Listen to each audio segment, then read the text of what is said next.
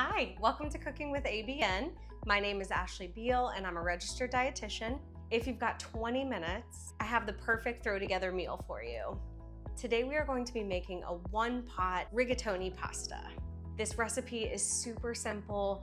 We are literally going to throw everything in a pot and allow it to cook, and prep time will only take a few minutes, so it's perfect for those busy nights. For ingredients today, we will need some butter, 1 small shallot. A shallot is a sweeter type of onion. If you don't have a shallot, it's only a small amount, so it won't throw off the recipe too much, especially if you have a marinara sauce you like. But if you do have one, I would recommend it. And some garlic. As you might have already seen in my other videos, I love this pre-minced garlic where I can just scoop it out and I don't have to worry about mincing the garlic myself. Now in my household, we do like spicy foods. So if you do not, you can skip this next ingredient, but I'm also gonna add a little bit of crushed red pepper into mine. You only need a little bit and it'll go a long way. So you can add that in yours as well if you like spicy. Then you will need about a 20 to 24 ounce jar of your favorite marinara sauce, about 4 cups or 32 ounces of chicken broth. You can also opt for the low sodium option like I did here today, just to reduce overall sodium content of this recipe. And then we can always add our own salt if we need to. And then some pasta. Like I said earlier, I'm going to be doing rigatoni noodles, and I have a 1 pound box of that. Then we will need some heavy cream. Like I said before, some salt. I'm going to add a can of peas to mine, just to add some color. And lastly, some Parmesan cheese. I actually have some Parmesan cheese shavings and grated Parmesan here, just left over from another recipe. So I'm gonna be using both today.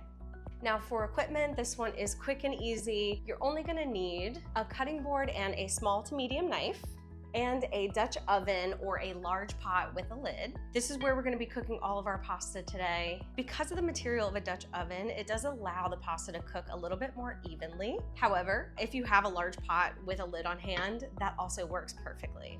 To get started, if you are following along with me and using the Dutch oven, I'm gonna go ahead and put it on the stove at medium-high heat to let it warm up while we prepare our ingredients.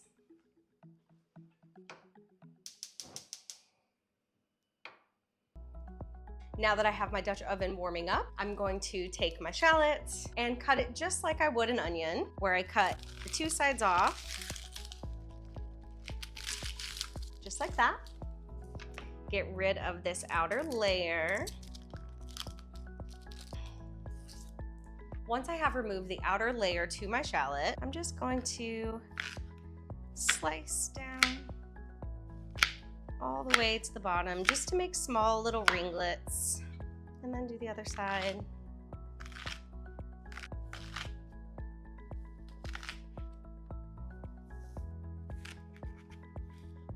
Like that. And then I'm gonna turn them all the opposite direction and just kind of take my knife and kind of seesaw it back and forth, just to chop them up a little more. It does not have to be uniform or even, and it's also okay if you have larger chunks in there. Now, if you don't have minced garlic and you're using the garlic cloves, this would be a great time to go ahead and mince those. I'm just going to open up my jar. Now for the garlic and shallots, we are gonna cook them in about a tablespoon of butter. So I'm gonna go ahead and slice my stick of butter into about a tablespoon, and I'm gonna put that in the Dutch oven. Using an oven mitt, I'm going to carefully remove the lid and add in the butter. It should sizzle nicely because we already had our stove on medium heat. As it's melting, we will add in our shallots and maybe about 3 tablespoons or so of garlic, really however much you'd like, and then give that a good stir. You want to keep stirring consistently so that way they don't burn. But we're gonna do this for about 1 minute, so it'll be really quick. Then we are going to add about a pinch of red pepper flakes. If you are doing that part with me, give that another stir. They should be starting to soften, and you should be able to smell the shallots, garlic, and even the red pepper. Once you can smell them, I am going to add in my pasta noodles. Give that a good stir. Now for the marinara. You can see this happens pretty quickly, so keep all of your ingredients nearby. And then add your chicken broth.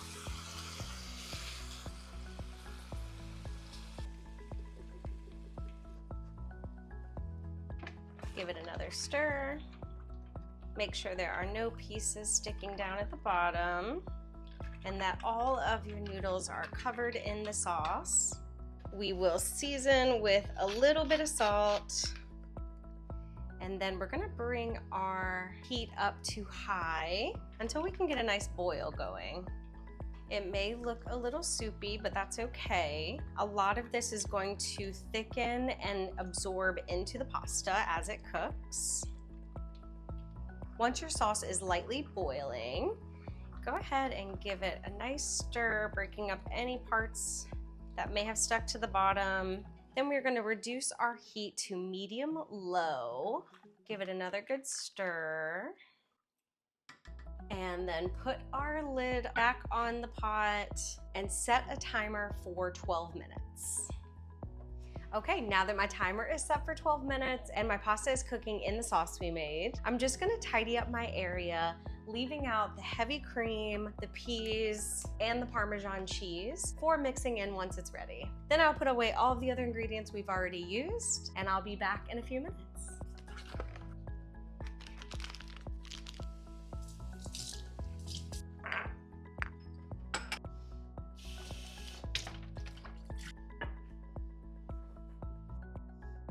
Your pasta is cooking. Remember to open the lid away from you so you don't get hit with all that steam, and just kind of give it a good stir. Depending on your stove, if yours is boiling really quickly or you're noticing your pasta getting stuck to the bottom, you could also reduce the heat slightly further. It still has a few minutes, so I'm gonna let that sit. Okay, my timer has gone off. So again, lifting the lid away from me and removing it. I can then stir my pasta, being careful because it's hot. You should see that the sauce has thickened up really nicely and the noodles are cooked very well.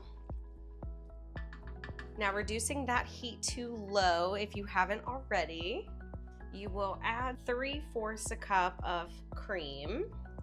Using my 1/4 measuring cup here, I'm just gonna do 3 of those.